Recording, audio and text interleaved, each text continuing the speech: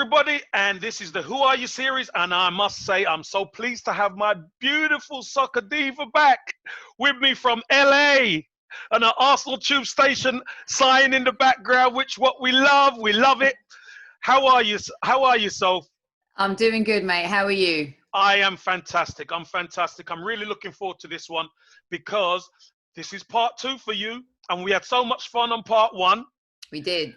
But there's not going to be that many questions, but we're gonna delve deep into some of this stuff. All right. Let's get going because I can't wait to get going.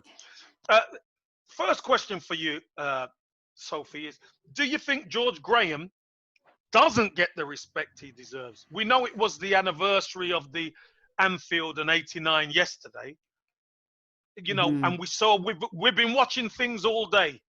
Do you think he actually doesn't get the respect he deserves from Arsenal? I think this is a great question. And we've talked about this a little bit on the Highbury Squad too. And what I love is that even before I met you, I had this massive respect for George Graham, the mentality, the way he managed. I mean, Super Kev, there was this DNA of Scottish managers from like the 70s onwards. Yes. They just had this, not specifically, known for, having great players in their squads and having these incredibly strong international teams and whatever. So you have these managers, some played, some did. And obviously George, we know, did pretty well for himself. Yes. As a player as well.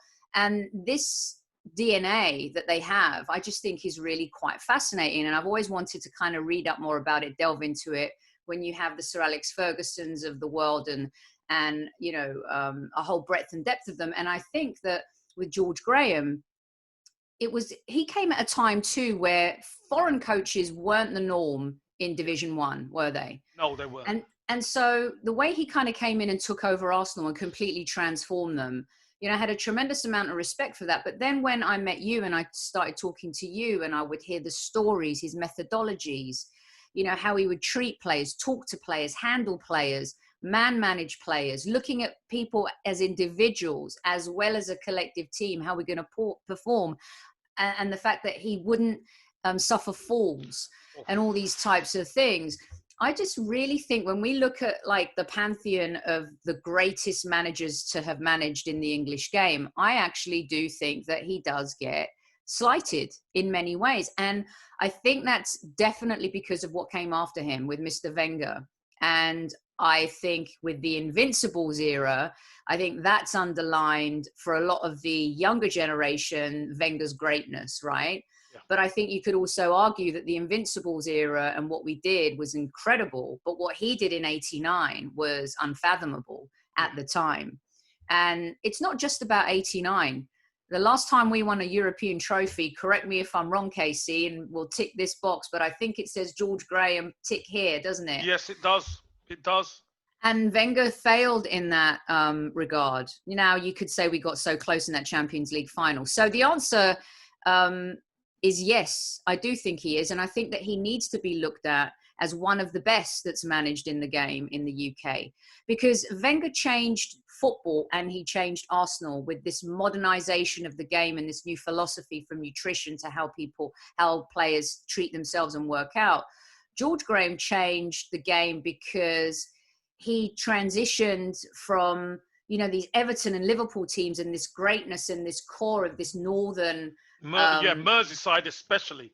Absolutely, right. And so he's, to me, is somebody who deserves a lot more respect. And I think Alan Smith said it really perfectly a few weeks ago. When you look at what he's achieved and the trophies he's won, and to go into a club like Arsenal and do it, I think it's a massive achievement, and he definitely deserves. I think he's top 10.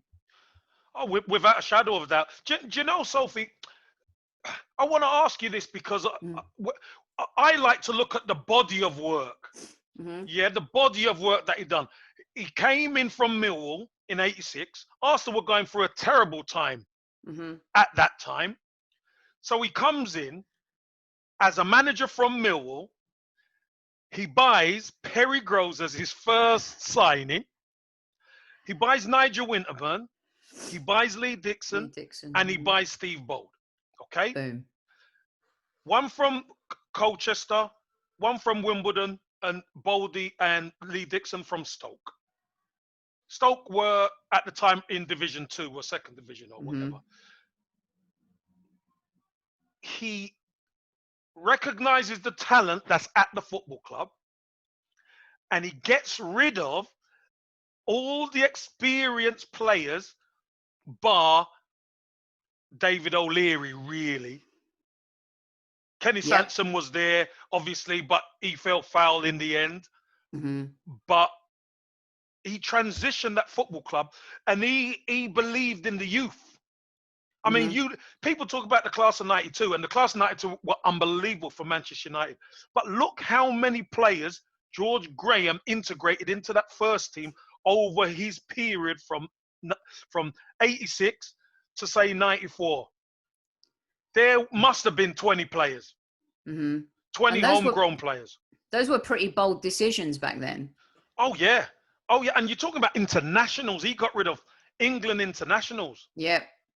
And when you think about it, Casey, when you think about the investment that he made in the Dixons of the world and the Winterburn, think about how long Dixon and Winterburn played in those positions for the Arsenal. That was a 300 grand. How much was it? A 300 grand investment? 100? I think Nigel was 400, I think. And Lee Dixon and Bold come as a package, I think, for about 250. So, two for the price of 250, one. two for the price of one. It was. But you're right, Sophie.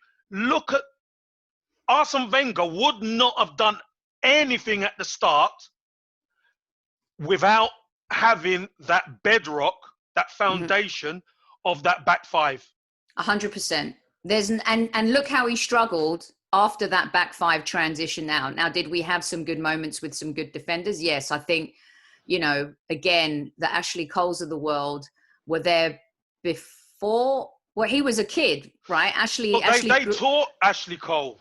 Right. Showed him what to do, showed him the ropes. Come here, son. We'll teach you how to defend. Exactly. This is how we do it.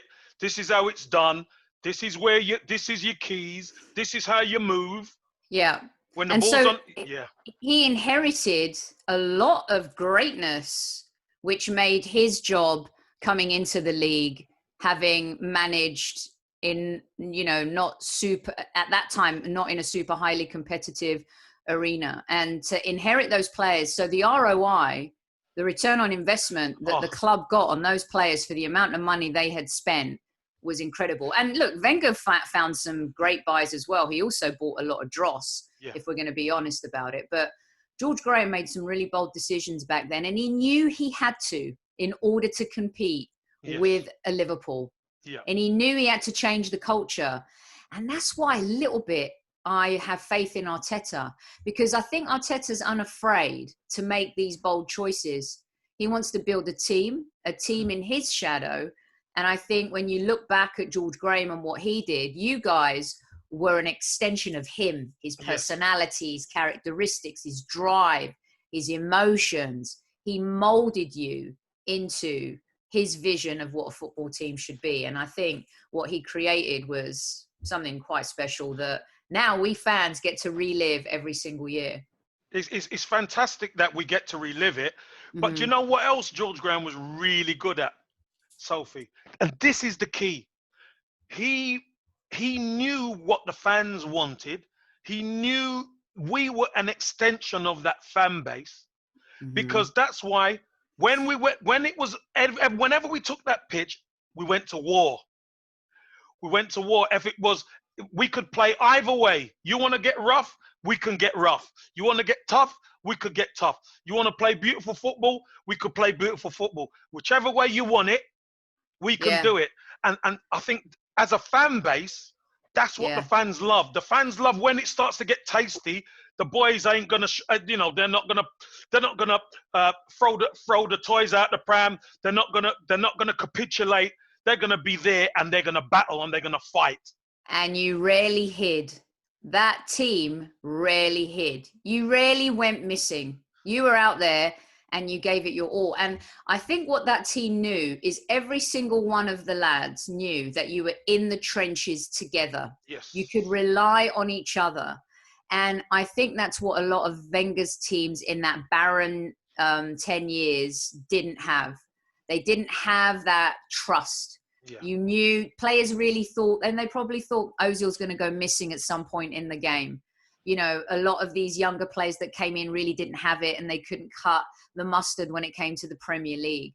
So I think what else he built, and I think why I have faith in Arteta, is that he's going to build that trust and that culture. And Wenger inherited that culture by sitting default, down across by default, yeah. Right. You're going to talk to Tony Adams about the Arsenal. He's going to tell you exactly what goes on at the Arsenal. So, you know, credit to him. He did embrace it and he utilized it because he saw the strength in it as opposed to breaking it down very quickly as soon as he arrived at the club. I think that's a really good thing. Yeah. That he understood what he had and he utilized it to the maximum that he could for the amount of years that he could. Well, that was a fantastic strength, wasn't it, of the football club, was that defence. And he would have been a crazy man not to. But let's move on. Let's look at, what's your thoughts on Arsenal's transfer policy right now? And if we take it back, obviously, there's a man who was at the football club, Ivan Gazidis, who is now working his magic at Milan. Isn't he? He's working his magic at Milan. He's dodgy magic. You're right. He's funky magic, right? But what's your thoughts on the transfer policy? Because just as you touched on quite rightly there, we went from this uber competitive team with world-class players, 6 foot, 6'1", 6'2", 6'3", 6'4", a big physical imposing side. We went from that size to 5'6", 5'7", 5'8". Very good technically, but when the trenches were there to be got in, we were left floundering. Yes. Kind of like as well when, you know, there were still strong players, big players. And, you know, but Mertesacker may have been 6'10". And as you know, I stood next to him and I looked like this big, but he was skinny and slight. He wasn't 6'500" and strong, right? But the thing with Mertesacker is positionally, he was very smart. You know, he knew where to be and how to be. And, you know, today there's a lot of stuff because of the FA Cup and it was a flawless performance by him. And he took young Rob Holding under his wing in that game and he showed him. Incredible. But then we went into that smaller player mode. And I think the transfer, a lot of the times, Wenger was always trying to be smarter than he was when it came to that type of stuff. You know, I talk to Billy Bean a lot. He's a good friend. And, you know, as you know, with Moneyball and what he kind of created, Arsenal adopted a lot of that philosophy of statistically finding players, cheaper players, but players who would be able to perform within a system if they ran X amount of kilometers in a game, if they ran from this point to this point 50 times in a game. I mean, the data and the analytics in terms of how we started to purchase players in the transfer market, I know drove Arsenal fans completely crazy because meanwhile you've got Chelsea buying Didier Drogba and you've got, you know, us buying Luis Boamorte.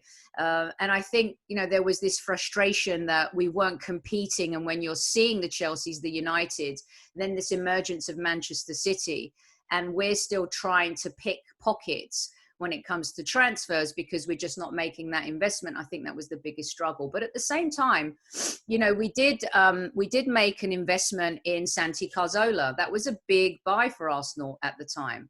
And then there was this influx of one big player every year. There was Santi, then there was Ozil, then there was Alexis Sanchez. And I think the biggest argument with fans was, why aren't we doing that in every position, right? In the summer, you're getting this guy. In January, this guy. You're buying the Ozil, but then you're buying Sanchez and you're buying Santi. And it was just like for like for like for like. And we kept ignoring the elephant in the room, which was the defense. And so from a transfer policy, I think we've done quite well with some of our creative players over the years. We've found some gems as well. We've bought some bad players too. But I think the one area that I have the biggest gripe with the club is the defense. And the fact that we could all see it for 10 years and nobody else could, I think that's the biggest, most glaring thing for me in the transfer market. You don't have to spend 50 million, just buy the right player in the right position. Sophie, here's the question. Here's the question. I'm sure Arsene Wenger is a very, very intelligent man. Mm-hmm. Do you think he knew? Obviously, he knows that there's an issue there. But do you think he wasn't confident enough to spend and buy a centre half? Well, because he's got such an ego and he's exuded this confidence for so many years in so many other areas, I actually think it was stubbornness. I think a lot of the times Wenger felt he could put square pegs in round holes, and this stubbornness to, every Prove. season, I think he truly believed that he could win the league with the players he had because he believed in himself. Yeah. And I think he did it for a lot of years, qualifying for the Champions League over and over again with half mediocrity sometimes and half world class. And so I think his bravado and his ego always believed that if I can get us fourth year after year, there's no reason why next year we can't go third, go second. Or if we finish second, we finish third, we can't finish first. I think he just really believed that he could achieve with what he had. And that was half the problem, because from afar, you could tell that he couldn't. We didn't have that quality. And at the time, I just don't think there were strong enough people at the club to tell him so. And Gazidis, as we've seen now, even with AC Milan, that, he's just not a very good chief executive. He's a bean counter, and he does well when it comes to dotting the I's and crossing the T's and making sure the club is making money. But when it comes to running a football team, I think, we've proven that we haven't done that very well over the last few years. Yeah, I mean, when you look at, we were sold a dream, weren't we, leaving Highbury, to compete. Mm-hmm. And sadly, that never happened. I mean, there's still those two positions in that team that we've never really addressed, have we? That's that centre half and that holding midfield player. Mm-hmm. We people speak we've never replaced Vieira. We had Gilberto, who done a fantastic job in there as well. Who were fantastic. Obviously, remember when he signed Sol Campbell came into the club when he had Tony Adams and all the boys were there. Yeah. So he learned how to defend properly with those guys. Well, yeah, because we know where he was before and he wasn't doing much, Exactly. So, and you've got Ashley Cole there. You've got, Sol Campbell. Arsenal haven't won a league title without an English centre half. That's crazy when you think about it, and it's really getting to that point now where we've talked about this 2KC, where we see ourselves a little bit like where Liverpool were. Yeah. They ended up in the wilderness of. We know we haven't achieved what Liverpool have achieved at a European level, and they're perennial winners in the league as well. But my goodness, did they fall far? And they fell so greatly that everyone questioned if Liverpool would ever be back. They found themselves at 8th or 10th in the league at times, even before Klopp came on board. And the way the club has transitioned under his guidance, and what has he had? Huge support from ownership, massive support from ownership to invest in the team and find and buy the right players. See, it's not always good to spend 72 million on a player, but when you spend 72 million and it's on someone like Virgil van Dijk, it's worth every penny. Yeah. It's not easy to say, let's spend 60 million plus on a goalkeeper, but when you end up with a goalkeeper like Alisson, it's changed money the well trajectory spent, isn't it? Yeah. Of that club completely. And I think those positions you mentioned are so fundamental, and they still are. We're still struggling in those positions. And I do think, as important as it is to have that British core, we try to rely on that with the Oxes and the Walcotts and the Chambers and and the Jenkinsons of the world. But they weren't the right mold. They didn't have the right DNA to be able to do that. They're good players. They're good lads. And all of that good stuff, they're good young players. Mm-hmm. But they need leadership. Yeah. That's what they needed. Exactly. And we lacked leadership. Look, at times I thought Vermaelen at times I thought he could be like a Vidic, right? Mm. And obviously there was that hope that Vermaelen and Koscielny together could maybe be our Vidic and Ferdinand. But when you look at how Rio's built, and the toughness of Vidic. Vermaelen was made of sand. I mean, he broke, he so easily. He was injured so easily. Koscielny, at times, I thought was world class in that modern mold of what a defender is. But again, very slight and injured too often. So, I think we've missed the boat, but I do feel like now we have a realistic manager in place who understands that he needs to build a team, focuses less on individuals, and is willing to do what it takes, I think, to, maybe Dinos Mavropanos, who's doing really well in Germany right now, out there. The Nuremberg, it's Nuremberg, right? The Nuremberg fans love him. They think he's doing great. I go often and sometimes I read some of the stuff that they post after games, and they think that he's come in and he's probably one of their best players. So as we're talking about this David Luiz situation, can a Dinos, who's 6'5" or whatever, and really built strong and has been at the club trying to learn the DNA, is he going to have what it takes? If these players don't, and we know that, I think Arteta will get shot at them pretty quickly and start to build, Liverpool started building from the front to the back. And I think we've done that somewhat too, Casey, but we really needed to start building the opposite way, from back to front. Yeah. Yeah, I think so too. So let's change it up a little bit for you, Sophie. What's watching a cup final like in LA/USA? What's it like? Ooh, because that's a good one. We're in England there. We don't know what it's like. You tell us. Well, the first FA Cup, sometimes during the FA Cup, I'm working at the Cannes Film Festival. Right. And a lot of the times I obviously like to be home. And if I can go to a cup final, I will. So the 2014 Cup, I was in Cannes, and it was the first. And as you know, we go 2-0 down, and it's just like, oh God, here we go again. And I remember just having my headset in as I'm running to meetings, and I'm running on the Croisette, and that goal goes in, the winner. Well, firstly, it started with Santi's free kick, right? That insane, beautiful free kick. And then I fell to my knees, like on the Croisette in the middle of the Cannes Film Festival, people looking at me to say, who's this nut job? And I'm just like screaming my head off. I'm like, we won a trophy. We won a trophy. But in LA, I generally like to watch them at home because I love to watch the game. And as much as I love to be in the pub with fans and stuff, when it comes to the big finals, if I'm not there, I just want to watch it at home in the comfort of my own home. I want to listen to everything. I want to be able to rewind it, So for me, it's been at home. Sometimes I'll go to the pub, but if on the semi-final or quarterfinals, you've got the great LA Gooners, the Fox and Hound pub. You've got the old ship over here where I live here near Santa Ana. Yeah. You've got a great fan base here. So if you really want to go and get stuck in, Casey, you can be with Gooners. Go to LA, go to San Diego, San Francisco, anywhere in California. Gooners everywhere. You will find the Gooner pub for sure. And they, as you know, you spent a lot of time with the US Gooners. They love their football here. And they're a really good, fun bunch to hang out with and watch games with as well. Very much so. I can't wait to be able to get back. So, Sophie, this is something that I have to ask you because I know you're going to have a really good take on this.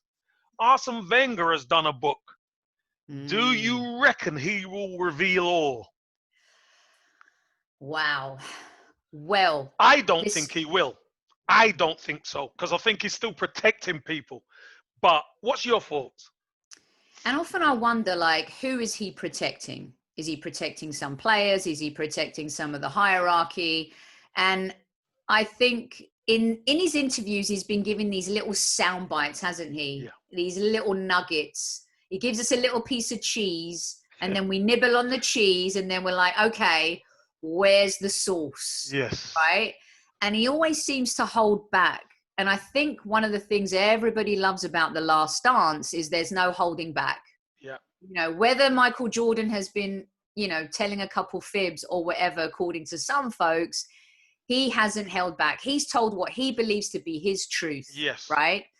And Arsene Wenger, I think because he was such a trailblazer in the game and because he did change a lot of things for the positive, even Sir Alex Ferguson says it. He says he's changed the game. Everyone talks about Pep Guardiola changing the game. No, he elevated the game, right? But Wenger changed the game. So I always feel like with Arsene, he'll hold it close to his chest because he's a gentleman as well. Yeah. And he doesn't want to upset anybody. And I just don't think he's that character. You know, I think when Jose writes the book, he'll throw everyone under the bus and take them with him, right? He'll throw everyone under the bus and then park it, wouldn't he? And then park it. Yeah, he'll do that.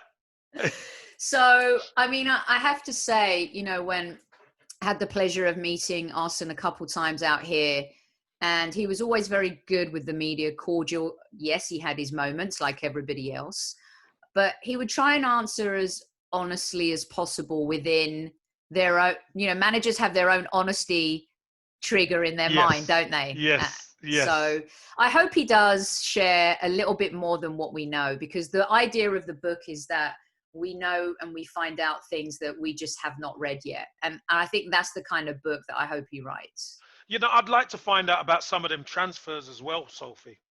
Like the nearly ones. Well, not only the nearly ones, but some of the ones that we sold. Because like RVP. Yeah, you know, all these things, you know, coming out and, you know, Ashley Cole talking about he saw leadership being sold out the football club. And, you know, for a young player who's had leadership in his life at the club, and then he's seeing all the leadership leave, he knows the club's not going to be the same. Yeah, I think it was Amanda who rightly said that Ashley was kind of telling us something we already knew, us Arsenal fans. It's not new to us, but what's new is when you hear a player say it in a different way than even maybe what he said or expressed in his book, that is news to us because it comes from truly within. So all the things that we've believed and all the things that we've thought, they were thinking too. Yes. And the lack of ambition, that's going to be the thing that I want Wenger to address. You have been accused time after time by players, by the media, by fans for lacking ambition. For at least 10 years, you tried to do it a certain way and it didn't work. Why? Why keep doing it? Yeah. Why keep doing the same thing over and over again when it's clearly, you know, a sign of madness, as people say? Yeah. And then why sell Robin van Persie to Manchester United? If you're going to sell him to Juventus. Why sell him to United? And it came back to haunt us and punish us in great ways. And he left and he rightly won his Premier League. You know, Ashley left and he won an abundance of trophies with Chelsea. Samir Nasri left and won the league with City. Even Hleb, we couldn't hold on to Alexander Hleb, who probably regrets every single day that he left Arsenal to go to Barcelona. We couldn't hang on to Overmars, Petit, who should have been in that midfield for years and years, Casey. Bedrock. What a player, right? Left. We couldn't hold on to anybody. And then obviously the jewel in the crown at the time, Fabregas, who they molded into the identity of the team. They christened him captain at a very young age, a little bit like what Chelsea did with John Terry. Fabregas had good leadership, but he wasn't like Terry. He couldn't do it on his own. You know, Terry had Lampard and Drogba, but Terry was, say what you want about him, the dude led like Tony Adams. Yeah, by example. Yep. So those are the things for me, like why? Imagine if we'd have kept some of those players and then the Santi came in and the Ozil and the Alexis Sanchez. Oh, God. Selling Alexis Sanchez, I get it. The dude wanted out, right? But again, no, you put your foot down. You're not going to Manchester United, you know, and these are the issues. But Sophie, look, again, we mentioned the transfer policy earlier on. Mm-hmm. How we let these guys run their contract down is beyond me. You look at any of the top clubs, they never do that. They'd rather sell the player. We're doing it again. And we're doing it with both Aubameyang and Lacazette, by the way. How disrespectful, number one, to the business, to the fans, to to everything that you are, and you can't blame Gazidis this time. No, that's right. That's right. Okay. You know, you can't. And the fact that Aubameyang right now, we have financial problems, Kevin. There are a lot of Premier League clubs with a lot of financial struggles. You know, we're reading like there are quite a handful that are looking for loans, right? Yeah. You know, they're calling for Premier League clubs to bail out the EFL. Some of them need to bail out themselves. Yeah. They got their own problems. And so, you know, when you can't get Ozil off the books, 350 grand, no one's coming in to buy that guy. No. He's not going anywhere. No. And now look, David Luiz, if we could, the whole point of maybe not renewing, he was on a 12-month contract, which by the way, at the time, I don't think was it 12 months or 2 year? Was it 2 year? I think that's what I believe that's what they said, but it turns out it's 12 months, and you know with they're an talking option about maybe not renewing it, and you get David Luiz's wages off the books. But what value does he bring right now, and how well was he playing under Arteta over the last few months? You could see that he was improving, right?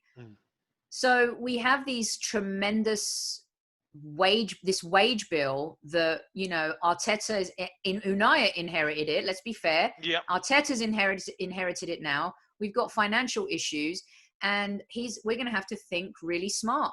We need really good business people right now to manage the business and figure out how we're able to move along. But to not lock down Oba, who I think is worth the money. I mean, well, Casey. Let me just ask the last question, because you've just led it perfectly, Sophie, into if Arteta doesn't have the transfer funds to make major signings, what next for Arsenal? So it tied in just with what you're talking about. It's a tough one, because then you're looking at loan deals, right? Which also aren't cheap sometimes. But it isn't the worst. No, it's not the worst scenario. We saw Derby County, Frank Lampard, using loans from his old club and other clubs to get Derby into at least the playoff game. They didn't win to get to the Premier League, but you have to be smart. It nearly worked. Yeah. Right. It nearly worked. And so I think that's going to be one way. I think also Arteta, Edu seems to have, if you can find a Martinelli for 8 million, we do that kind of business all day long. Yeah. Right. Because a lot of these younger players as well aren't on 100 grand a week yet. I think that's one thing Arsenal have done really quite well and kept to it as long as they could, was that wage structure, right? And then that went out the water with the Ozils of the world and the Rambos and all of that type of stuff. But it's going to have to be loan deals. We're going to have to get rid of, it might be, we have to just, for the next couple of years, know that we're not going to challenge, we're not going to win the league, but we're going to build a team. Right. And that might mean sacrificing the Socrates of the world, the David Luiz, the Xhakas. You know, it might be like, if Torreira's not happy, let him go. You know, as much as I love Torreira and stuff like that, maybe he's just not built for the Premier League. And I think we've got some exciting attacking players coming forward, some you know, good midfielders. But again, what does that defense look like? And I think that's going to be his biggest challenge. So he's going to have to be smart, and he's going to have to use those dollars wisely. But I also think that we need a recycling of players, and Unai wasn't able to do it to effect. I'm hoping Arteta will. Well, there's one bit of business that happened last summer, which I think could prove to be a masterstroke. That's William Saliba. Right. So they bought him, and then they loaned him back to Saint Etienne, which I think was a good bit of business. Obviously, it's all over. The French league's over now, so he's an Arsenal player now. But I think somebody like him, a young player who he needs somebody experienced with him. Yes. You know, he needs somebody to guide him through the Premier League, to be able to talk to him. And whether that's David Luiz, I don't think it's Socrates. I don't think it is Socrates. I think it's more David Luiz. I think David Luiz is a lot better with somebody big and quick beside him. Yes. And we saw that when he played for Chelsea, right? There are times where the dude was unbelievable. And to me, he's a bit past his sell-by date. I think he's had his best years at Chelsea. I think most Arsenal fans know that. And Saliba, there was talk of him maybe not coming back for the season, but I think he's going to have to. And I think that maybe we fight. There's also Sarri, right? The elegant Brazilian defender that we bought. And so maybe this time has given Arteta time to really start thinking about, right, how is this going to work? If I've got Tierney, because we also have the young fella, Cedric, that we bought from Southampton, right? Yeah. Who I think he's a really good player. He's a really good player. And what does he have, Casey? He's got Premier League experience. And he's tough. And he's unforgiving, and he's quality. Yeah. Like he's a good player. He's got great feet, and I think somebody who could end up stealing that position from Tierney, maybe. We don't know yet. Tierney's been a bit injury prone. Don't forget, Cedric could play both. He could play right back and left back. So I think Bellerin is going to be under pressure. I'd cut him. He would be the first one off my wage bill. Bye-bye. Bellerin, yeah? I love the guy. He's got great ideas. He's very accessible. He's very thought-provoking. I love how he thinks. But I just don't think he's been the same player since he's come back from his injury. So, for me, he's not the first right back anymore for the Arsenal. I wouldn't trust Bellerin for an entire season. Yeah. Now, can he ease his way back in from injury and prove us wrong? Yes, of course. He's still, do you know, he's only 25, Casey. Yeah, I know. He's a young man. Feels like he's been around forever. He's a young man. But do you know what I look at, Sophie? I look at, to win a title, your fullbacks have to be not only good going forward, they've got to be able to defend. Mm-hmm. Now, I don't think Bellerin's a good defender. I think he's a good attacking fullback, but I don't think he's a good defender. No. His positioning's terrible sometimes. Yeah, and maybe that's probably because, he wants to attack all the time. But the first thing for any defender is to be able to defend and keep the ball out your net. That's why your Lee Dixons and Nigel Winterburns were so premium. They were bought for cheap, but George Graham knew he could rely on them. They could defend. Yes. I don't think Bellerin is a particularly good defender. No. So I'd love to see, obviously, when the games start, I'd love to see Cedric play and show what he can do, because I believe he's fit now. Yeah. So you would have Cedric, Saliba, Sarri, and Tierney. Yep. With Leno. Yep. The midfield is up for debate now. Well, Partey, he wants to come from Atletico Madrid. Uh-huh. He wants to come, the Ghanaian. He wants to come to Arsenal. We've missed that presence. Let me tell you something, Sophie. That guy doesn't mess around in that midfield. No, not at all. He puts tackles in. He could cover the ground easily. Yeah. So that's what we've always needed. And that's when you see like what N'Golo Kante did for Leicester and what he did for Chelsea. What an important player. Like, he'd be my first name on my team sheet every week. N'Golo Kante, done, right? Yeah.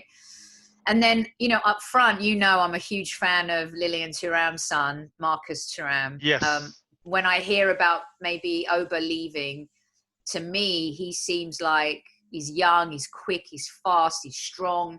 He's got, he's so nimble as well, though, And when I think about, let's just say Oba did leave, for me, Saka, Martinelli are the future.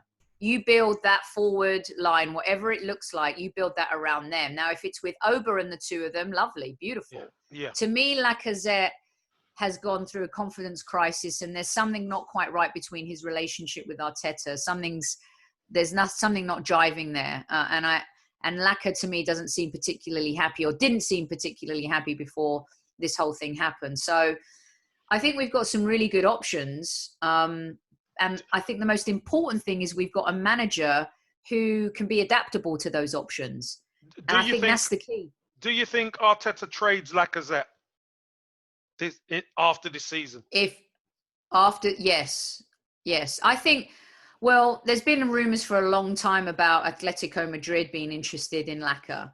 I think Lacker's a bit underappreciated sometimes. What he does off the ball Yes. is so important because, you know, we've talked, Casey, about how we're so poor without the ball. Yeah. You know, and so when we find players who can operate without the ball and show that ingenuity, effort, energy, I think sometimes Lacker goes a bit unnoticed with what he doesn't do when he doesn't have the ball and how he helps the team.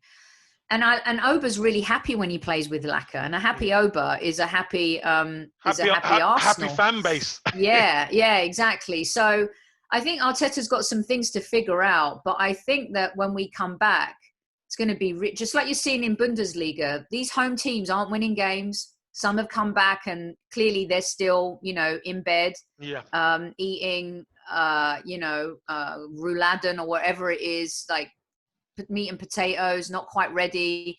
And then others, Bayern Munich looks so sharp. Players look sharp. Yeah. So that's what I'm looking forward to seeing is how sharp are we going to look? What are we going to see in evidence that he's had the players do during these 2 months of lockdown? Yeah. How connected have they been? What's he been doing, saying? How's he been planning? So for me, it's going to be, you know, indicative of, again, the kind of manager that Arteta is. And for me, I think, you know, with him at the helm, I think we've got every chance of molding a team that we hadn't maybe had since, I'm going to go as far to say, as just after the Invincibles. A team you could trust. Time. Yeah, a team you could the really FA trust. Cup teams were good. I mean, there's no doubt we had good FA Cup teams, but as we know, the Arsenal want more than just the FA Cup. So it's going to be interesting to see what happens. We want a challenge, don't we, Sophie? Yeah, we want a challenge. We want a challenge. Yeah. I have a quick one for you before you go. Oh, go on. Oh, nice one. Go on. Right. So I was curious because I was thinking, what's KC going to ask me? And I was thinking, did you ever play, and do you remember those old London Evening Standard 5-a-side games at the Wembley Conference Centre? Do you remember those at all, Yeah, Casey? I remember them. Yeah, I remember them. So I wondered if you had, because I was going back down memory lane, and I remember after we won the Cup Winners' Cup, I was working at 20th Century Fox, and we got the rights to do a lot of the DVDs then and VHS tapes as they were. Yeah. And we were working with an agent called Phil Smith, who's fairly well known in the industry.